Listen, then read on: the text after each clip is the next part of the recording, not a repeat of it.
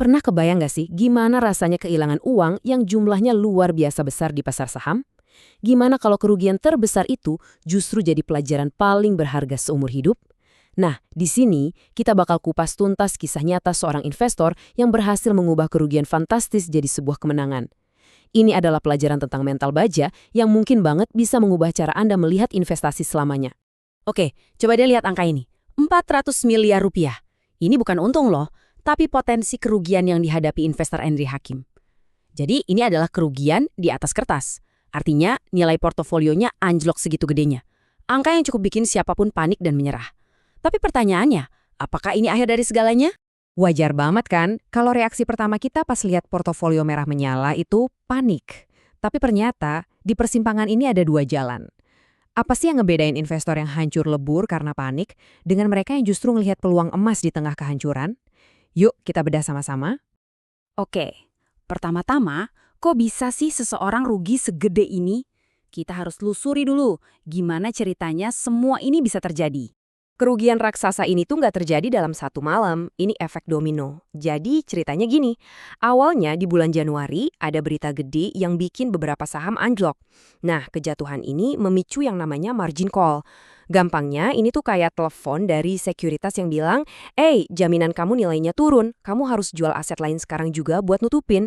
Akibatnya, investor terpaksa jual saham-saham bagus lainnya, bikin pasar makin goyang. Terus puncaknya di Februari, ada berita perang yang bikin situasi makin runyam. Pasar yang tadinya udah rapuh, akhirnya ambruk total. Nah, di tengah badai kayak ginilah mental seorang investor diuji habis-habisan. Mau ikut panik dan jual semua, atau tetap tenang dan berpegang pada strategi? Pilihan ini yang menentukan semuanya. Coba kita bawa skenario ini ke level yang lebih dekat sama kita. Bayangin, kamu punya investasi 100 juta. Tiba-tiba nilainya sisa 50 juta. Hilang setengahnya. Apa yang bakal kamu lakuin? Langsung jual buat ngelamatin sisa uang kamu? Atau ada pilihan lain? Seperti yang kita lihat di sini, ada dua jalan yang beda banget. Di kiri, itu jalan kepanikan, cut loss. Kamu jual rugi, dan kerugian itu jadi nyata, terkunci selamanya. Ini langkah yang didasari rasa takut. Nah, di kanan, itu jalan strategi, average down. Sebuah langkah yang kelihatannya nekat, tapi sebenarnya super logis. Gimana sih cara kerjanya? Gini nih, kita lihat bareng-bareng. Awalnya kamu beli 100 saham, totalnya 100 juta. Artinya harga rata-rata per saham kamu 1 juta rupiah. Terus pasar anjlok 50%. Bukannya panik, kamu justru ngelihat ini sebagai diskon gede-gedean. Kamu beli lagi 100 saham, tapi kali ini harganya cuma 50 juta rupiah.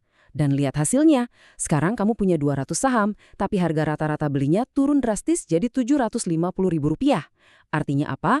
Pasar cuma perlu naik sedikit aja, kamu udah bisa balik modal, bahkan untung. Inilah kekuatan mengubah krisis jadi peluang.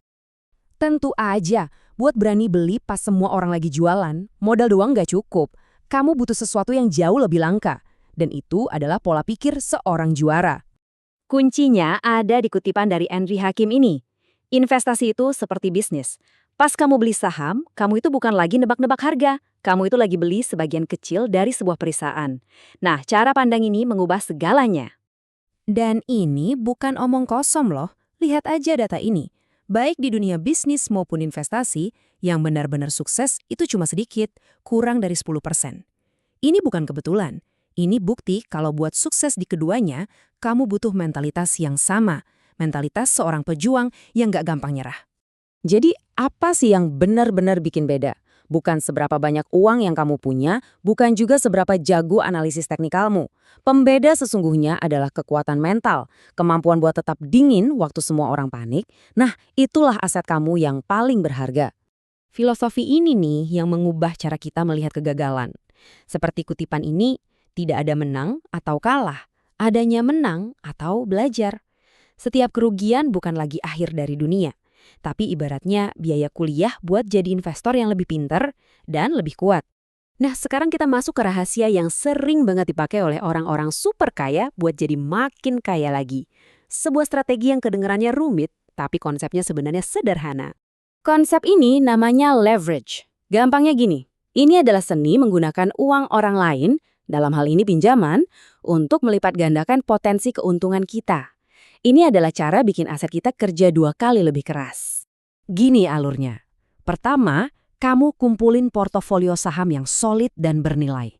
Kedua, bukannya dijual buat dapat duit, portofolio itu kamu jadiin jaminan ke bank. Ketiga, bank ngasih kamu pinjaman tunai. Dan keempat, uang pinjaman itu kamu pakai buat ekspansi, beli lebih banyak saham, atau investasi ke bisnis lain. Intinya apa? Kamu menciptakan uang baru dari aset yang udah ada, tanpa perlu menjualnya. Keren kan?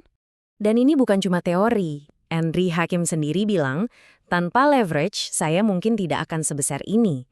Ini pengakuan langsung betapa dahsyatnya strategi ini buat mempercepat pertumbuhan kekayaan. Oke, setelah kita dengar semua teori dan strategi tadi, sekarang pertanyaannya, jadi apa nih yang bisa kita lakuin? Yuk kita rangkum semuanya jadi sebuah rencana aksi yang praktis. Jadi ini dia langkah-langkahnya. Pertama, bangun mental petarung. Cuma ada menang atau belajar, nggak ada kalah. Kedua, fokuskan portofolio kamu. Nggak usah banyak-banyak, cukup beberapa saham bagus yang benar-benar kamu ngerti. Ketiga, jangan pernah berhenti belajar, karena pengetahuan adalah senjata utama kamu. Dan yang terakhir, mulailah sedini mungkin. Kenapa? Karena gagal waktu muda itu pelajaran, bukan kiamat. Pada akhirnya, pasar saham itu akan selalu naik turun, akan selalu ada masa-masa indah dan masa-masa sulit.